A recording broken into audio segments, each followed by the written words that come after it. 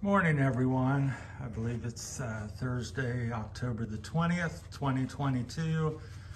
This is a primary review of the Echo PB9010T.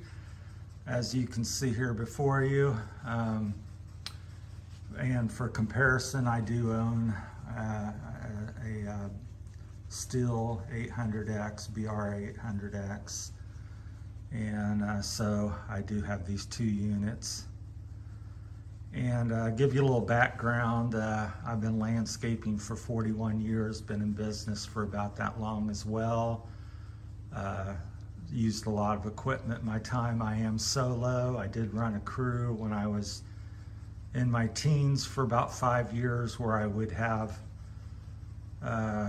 50, 60 pieces of equipment, blowers, multiple blowers, backpacks, chainsaws, 50 to 100 pieces of equipment I had to maintain. So that's where I got my start in my teens. Nowadays that I've been in business for myself, I've remained solo for the most part.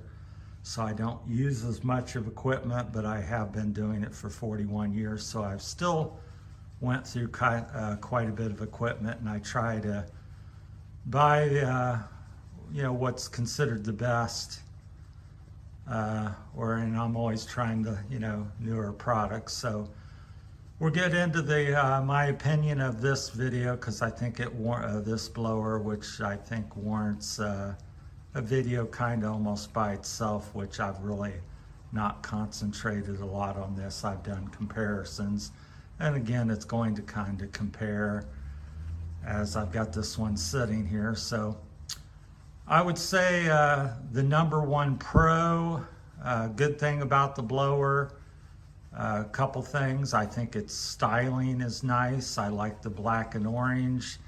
It looks like a beast. It is a beast. So that's good. The motor, I think, is very good. That's a little issue I have with the Stihls, is the 4-mix, or whatever they call it. Has the valve adjustments, which, a little bit of a pain and time consuming. This is kind of more old school, I think, on the Echo, and I do think the motor is, a notch better, and there's no question also, along with that, it's a more powerful unit. So if all you're caring about is sheer raw power, out of every blower I've ever used, the Echo PB9010T is the king of power. So I did some earlier videos where I compared the two out in the yard on some dry leaves, and it clearly showed the Echo would blow in that area, leaves a couple feet further than the 800X that I have. Although do realize that all units will tend to run a little different, so your 800 might be a little stronger than my 800, or a little weaker. No two units are identical in the way they run RPM and power. So each machine's kind of unique, like people. So we'll get into this, further into this. So the weight of it does bother me a little bit. It's a couple pounds heavier. I definitely notice it. So that's a negative in my opinion. If you're needing the power and the 2 pounds is worth it to you, then by all means, it's not a deal breaker, but I notice it. It's more fatiguing and cumbersome to use. Things that add to that issue, and other things I have, taking it up, because it's heavier and you're taking it in and off of out of a truck trailer. You have all these nooks and crannies here around the carburetor, the air filter, the motor, the gas tank kind of sticks out. On the Stihl unit, it's more smooth. So if you're pulling it out of a trailer, out of the back of a truck, or you're in the brush blowing out leaves, it doesn't get hung up on stuff near as much. This is every day, 3 or 4 or 5 times, 6 times a day. I've got a stick. The gas tank is stuck on the rail on the trailer.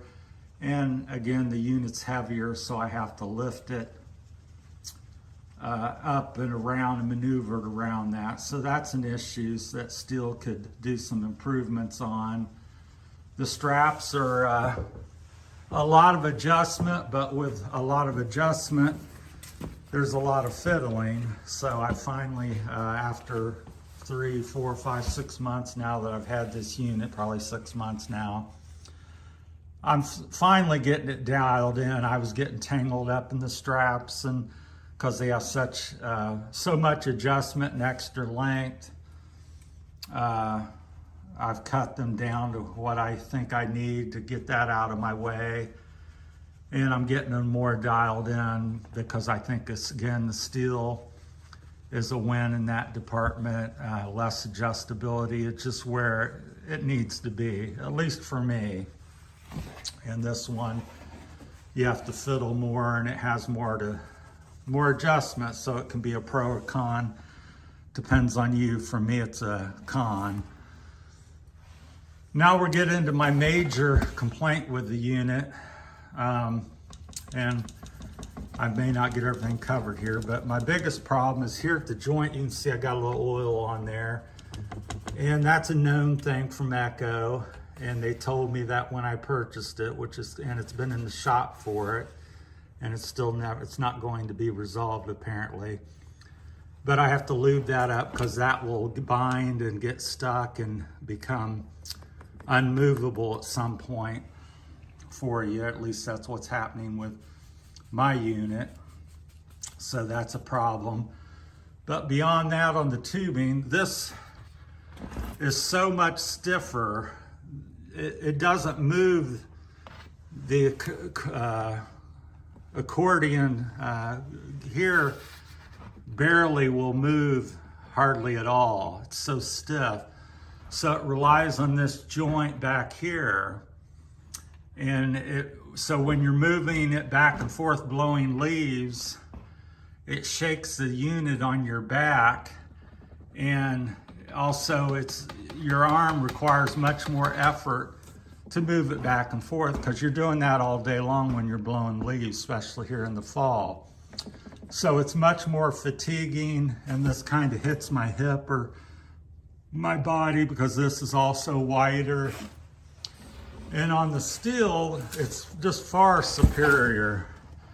It's a little narrower, and you can see the boot, that doesn't really even move back there, and the boot does all the moving. And Stihl Echo needs to step up and do that with this unit as well. That's far too rigid. And people go, well, they want it to be durable and it's commercial. Well, I've owned the Stihl for 8-10 years, different units. And like I said, 41 years of using different products. And I've never had a tubing break on a Stihl blower, ever, never. So even though it's more flexible and apparently lighter or whatever, it's a non-issue as far as any breakage. My other complaint is, along with the tubing on the Echo, is a half a dozen times during the day, I don't know if I'll get it flipped back, on this unit, again, that joint, because they're relying on that joint to twist and do most of your flexing. Why in the world, I don't understand it, would you ever want the tubing to be able to go completely backwards on the unit? So when I'm trying to put it on or lift it out of the trailer, or it's at an odd angle, a half a dozen times during the day, at least, it gets in this position, which throws off the weight of the unit. aggravating. Of course, it doesn't have enough cord to do that, so it engages the throttle and could pull out all the stuff. So I don't know why there's not a stop or something. There's no need for it to ever be in that position. The Stihl does not do that. It cannot do that. It relies a whole 100% on this joint here, the accordion, I'll call it, boot, to flex. That's where all the movement is. I mean, this rotates up here, and again, that's never ever bound or been needed lubricated. And on the Echo, I've had to do it every couple weeks, lubricate it. And like I said, on the Stihl, that's never been a problem. Also, it's impossible for that tubing to go anywhere. The range of motion is all out front, back and forth like 2 or 3 feet. There's no need to blow behind you while you're going forward. So that's quite aggravating with the Echo. I'm not a fanboy of either one per se. I just call it like I see it. I've used lots of Echo blowers. They're 770 or 750 or the different models they've had. I've had a dozen Echoes. I've had a dozen Stihl. I've had a dozen Red Maxes, approximately. So I just thought I'd go back and try Echo and hear a lot of good things. You know, the power. And the power is good.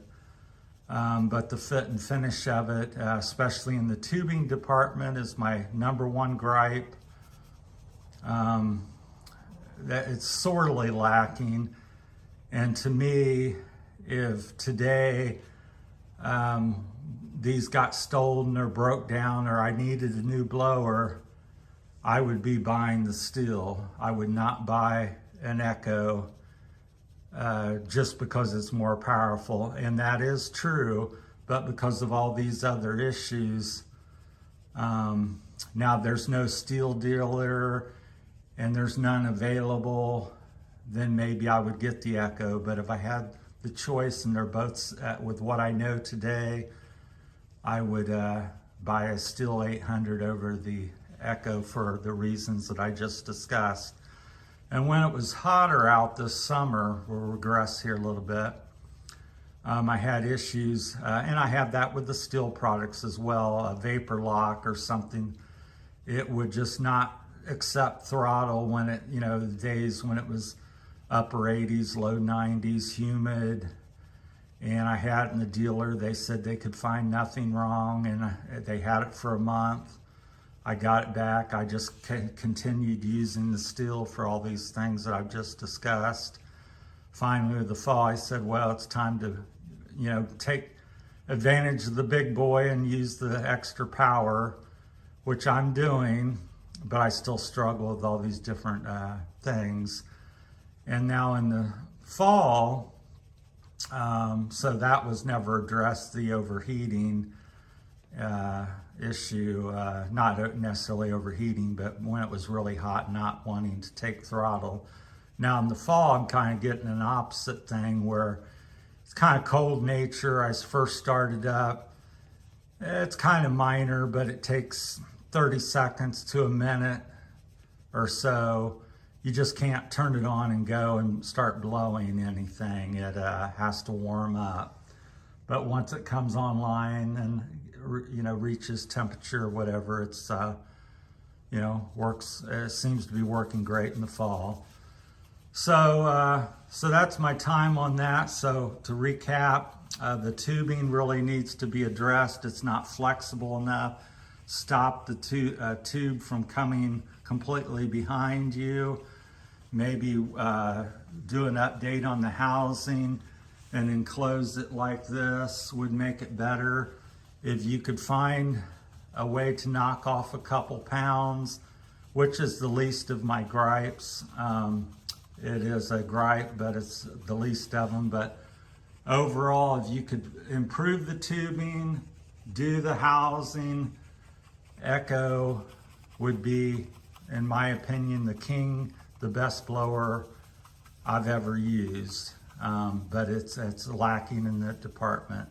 So that's my time. Appreciate all the subscribers. Please like and subscribe. Appreciate it. And hopefully this has been helpful. That's my time on the Echo PB 9010T. Thank you.